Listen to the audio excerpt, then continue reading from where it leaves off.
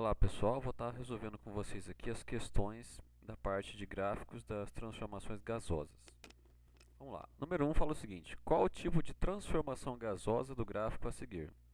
Abrir aqui o formulário para a gente ver qual que é o desenho do gráfico que ele mostra. Então olha só, ele tem um gráfico aqui ó, do volume, pressão em função do volume, né?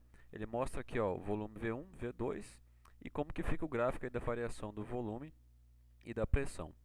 Então, olha só, note que nesse gráfico o que está variando aqui é o volume e a pressão. Como ele não mostra a temperatura, né? A partir desse gráfico a gente viu lá nos estudos que é um tipo de transformação que a temperatura fica constante. Então, uma transformação isotérmica. Então, a resposta lá, ó, transformação isotérmica. Número 2, qual o tipo de transformação gasosa no gráfico a seguir? Vamos ver lá o gráfico da número 2, né? Então, no número 2, ele dá a pressão variando em função da temperatura. E ele é um gráfico linear. Então, significa que conforme a temperatura aumenta, a pressão também aumenta na mesma proporção. Isso significa, então, que o que está constante aqui é o volume. Lembra até a dica que eu dei para você tentar identificar? Aquele fator que falta no gráfico é o que está constante. Então, aqui você tem temperatura e pressão. Então, é sinal que o volume está constante, até porque o gráfico é linear. Então, se o volume é constante, isso aqui é uma transformação isovolumétrica, né? Então, a resposta aí, ó, transformação isovolumétrica. Número 3.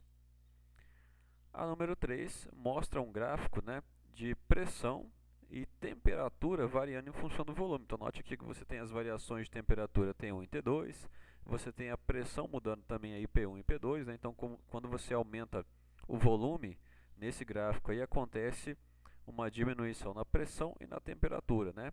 Então, quando você tem as três variáveis, pressão, temperatura e volume, no mesmo gráfico, né, mostrando as variações entre elas, e inclusive mostrando aqui que quando você altera uma delas, você altera as outras duas, a gente tem aqui o caso de uma transformação adiabática, né, aquela transformação onde não tem troca de calor com o meio. Então você tem aqui ó, uma transformação adiabática, a última alternativa aí, a número 3, né? Transformação adiabática. A número 4.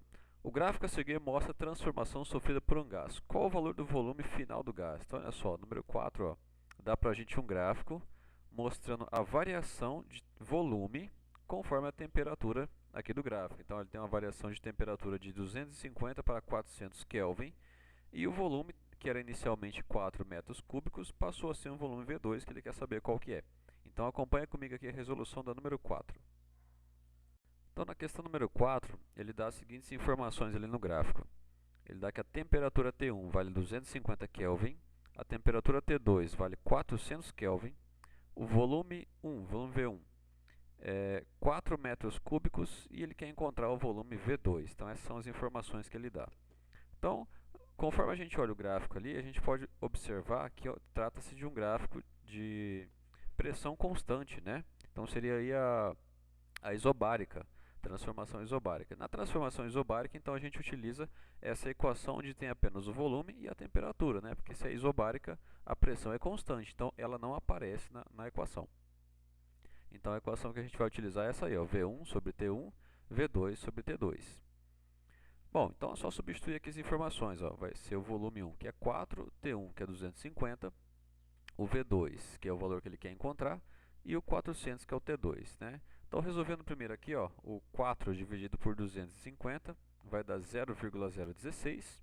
Aí depois a gente passa o 400 que está dividido, a gente passa multiplicando. Então vai ficar 0,16 vezes 400. Aí, fazendo essa multiplicação, a gente encontra o valor de 6,4 metros cúbicos. Apareceu dobrado ali o número, não tem problema. É V2, então é igual a 6,4 metros cúbicos. Então, como a gente viu ali, ó, a resposta dá 6,4 metros cúbicos. Então, questão número 5. O gráfico a seguir mostra a transformação sofrida por um gás. Qual o valor da pressão final do gás? Então, olha só, acompanha comigo aqui a resolução da número 5. Aliás, deixa eu mostrar o gráfico aqui, né? Ó, o número 5, ó, ele dá um gráfico, então, do volume variando e mostrando o que acontece com a pressão, né? Então, o volume variando aqui de 0,2 para 0,5, ele quer saber qual que é o valor dessa pressão 2, P2, que seria a pressão final, conforme a transformação que ele mostra nesse gráfico aqui. Então acompanhe com a gente aqui a resolução. Então na questão número 5 ele dá as seguintes informações, que a pressão P1 vale 120 pascal, a pressão P2 ele quer encontrar, o volume V1 vale 0,2 metros cúbicos e o volume V2 vale 0,5 metros cúbicos, né? Então essas são as informações. Bom, como a gente pode ver aqui, trata-se de uma transformação isotérmica, né? Porque a gente tem apenas o volume e a pressão variando, então a temperatura é constante, então portanto você tem uma transformação isotérmica. Se é uma transformação isotérmica, a gente vai utilizar então P1 vezes V1, P2 vezes V2. Então, trocando as informações, P1 vale 120, V1 vale 0,2, P2 é o valor que ele quer encontrar e 0,5 é o V2. Resolvendo primeiro aqui a parte onde só tem números, né? Então 120 vezes 0,2, a gente encontra aí o valor de 24, e daí o 0,5 que está multiplicando, a gente passa dividindo, então vai ficar 24 dividido por 0,5, então a pressão P2 vale 48 pascal.